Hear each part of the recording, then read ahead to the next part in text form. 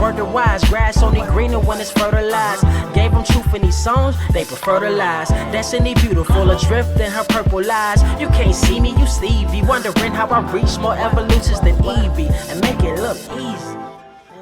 What is up, Earth's mightiest subscribers? It's Ernie, Blerd without fear. Welcome back to the channel. All right, today's video, we're gonna be talking about X-Force number 24 by Benjamin Percy and Martin Coccolo. And in this video, we're gonna learn a little bit more about how the Chronicler's abilities work, his reality warping powers that work by way of writing a story. We're getting more insight into that in this issue. We're also gonna learn exactly how far Mikhail Rasputin will go to make the Chronicler do whatever it is that he wants. And just as important, we're going to learn exactly what Mikhail Rasputin has planned for his brother, Pyotr Rasputin, aka Colossus.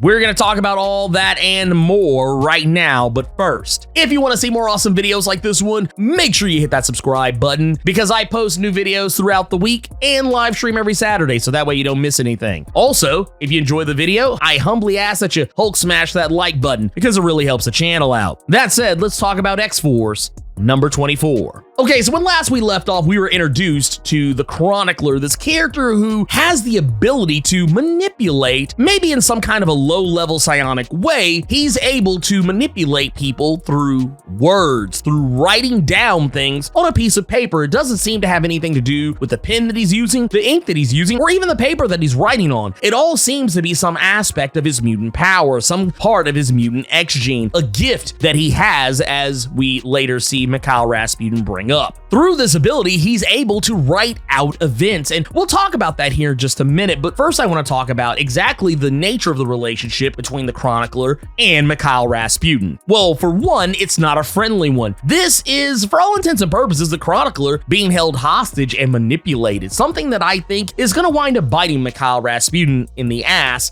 in the long run.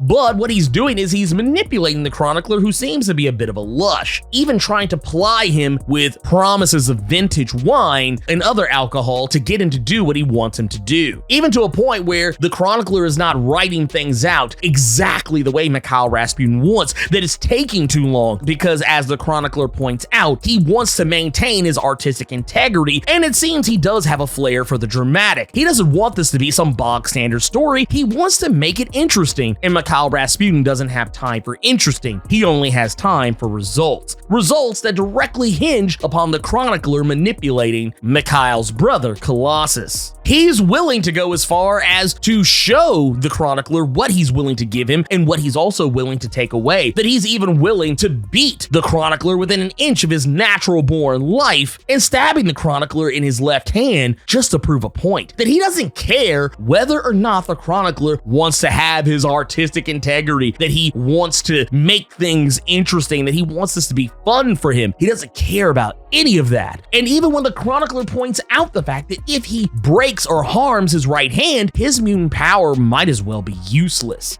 But Mikhail doesn't care about that either, because as he points out, a wasted gift might as well be thrown away, and if the Chronicler's gift isn't useful to him, then he doesn't care whether or not the Chronicler maintains it. This ultimately forces the Chronicler to relent and continue writing the story that he's been writing, manipulating Colossus, who for the most part has been living his life as a pacifist, though as we learn in this is probably by design. For those who are not familiar, Colossus, since House of X, has been mostly maintaining his life, living out in the Savage Land and working the fields of Krakoan flowers, harvesting them with his new love interest, Kayla, a new character who we've never met before House of X, and she's a more recent addition to the mutant family. A character who is largely suspicious of other mutants and doesn't seem to care for any other mutants other than Colossus. She's deeply in love with him, and she's very protective of him, and I would even like to point out this is probably the first time in a long time that we've seen Colossus legitimately happy. Now, another thing that's been going on with Colossus is that we know he's been painting a lot lately, and it all kind of seemed innocuous at first. It was just something that he was doing. And yes, it did kind of seem indicative of things that were going on in the X-Men's corner of the Marvel Comics universe, things that had to do directly with Krakoa and his new life now, living in this new Krakoan era. But what we didn't know is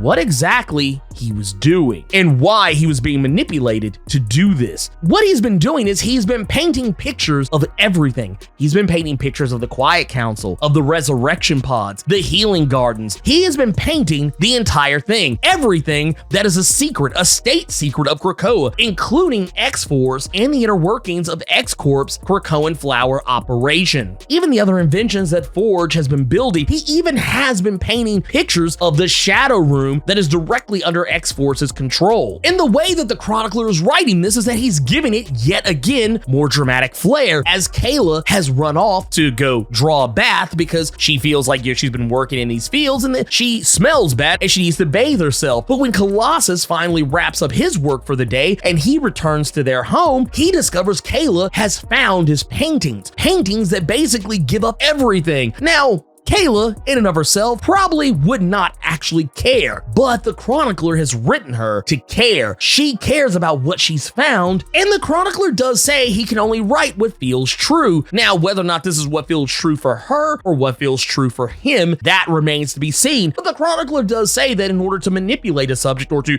rather control them or distract them, rather, as he would like to say, he has to get to know them. And it's one of those situations where he also talks about how he feels like he knows Colossus, that he feels like having been closer to Mikhail, it's helped him get to know Colossus so much better, and the more he writes him, the more he feels he understands him. So maybe it's the same for Kayla. Maybe she does actually care. That said, Mikhail doesn't have any time for this. Mikhail Rasputin didn't want Kayla to find the paintings. He didn't want anyone to find the paintings. He's going to rewrite the story the way he sees fit, even forcing the Chronicler's hand to write exactly what it is that he wants. Instead of having Kayla discover the paintings and say, I don't know, reveal them to Xavier or Magneto or anyone else in the island, what he's simply going to do is he's going to force the Chronicler to write a story where Kayla is going to destroy one of the paintings to anger Colossus, to provoke him. And what comes next is incredibly heartbreaking because we know that Colossus, at least on some level, does care about Kayla, that he does love her. And I immediately became concerned with the idea that Colossus in this moment went from his flesh and blood form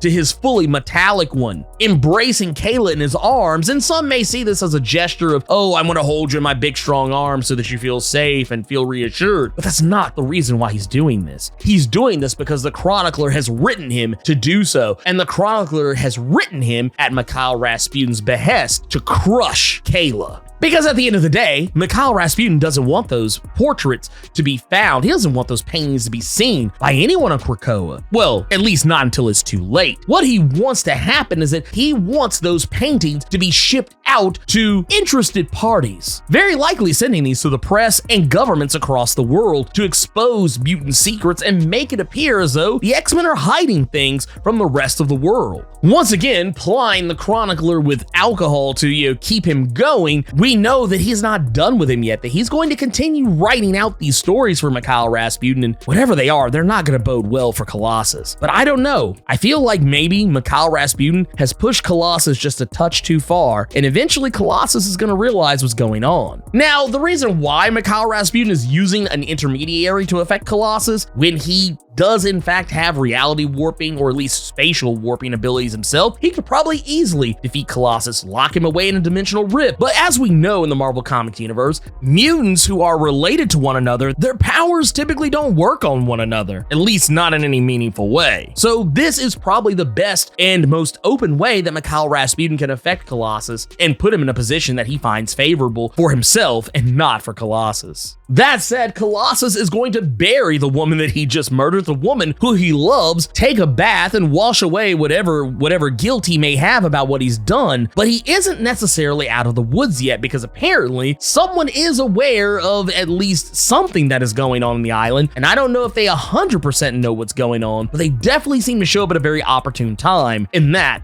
is Charles Xavier.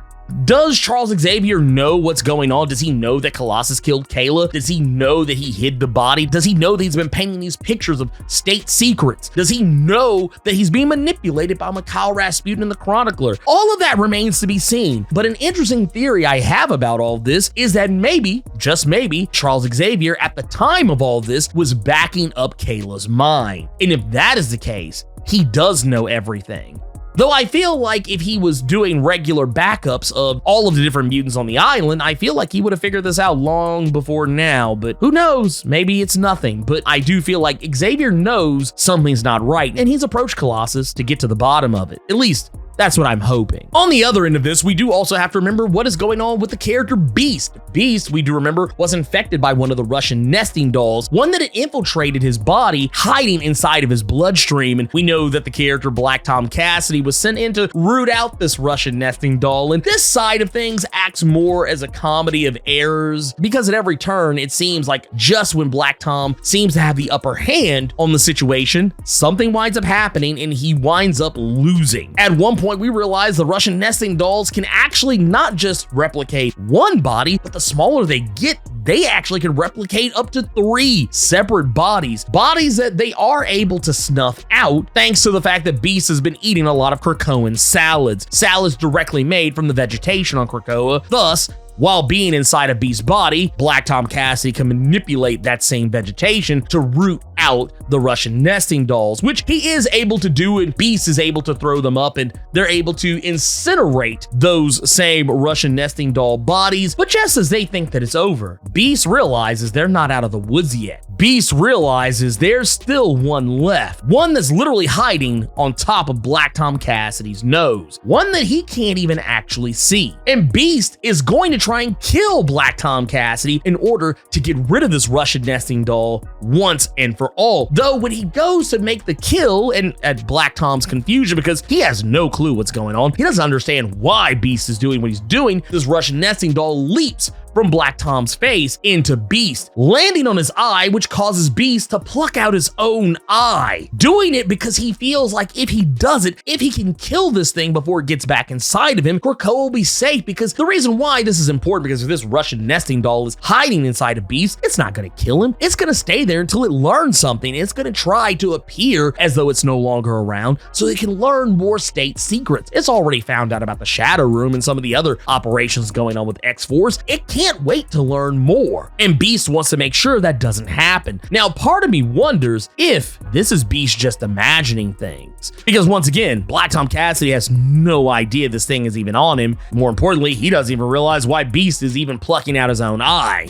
But all of this is just a case study to show how far Beast will go, even not just against others, not just against his own friends and allies, but even against his own self to protect Krakoa. He's that dedicated to the Krakoan cause. All in all, this was a very, very intriguing issue of X-Force, and I feel like Benjamin Percy is at his best when he's giving us more intrigue, and that's exactly what we got. We're seeing even more of what Beast is willing to do, how far he's willing to go to protect Krakoa, even if it's misguided, and we even see exactly how far Mikhail Rasputin is willing to go to manipulate his brother and to expose Krakoa for what it is, because as we have seen in the previous issue of X-Force number 23, that's all Mikhail cares about. He wants Krakoa to be brought down because he feels that they are a selfish and greedy nation and that they're not deserving of the gifts and the things that they have achieved. That said, if you enjoyed this video, Hulk smash that like button and make sure to share it all over the internet and with all your friends so they'll know how you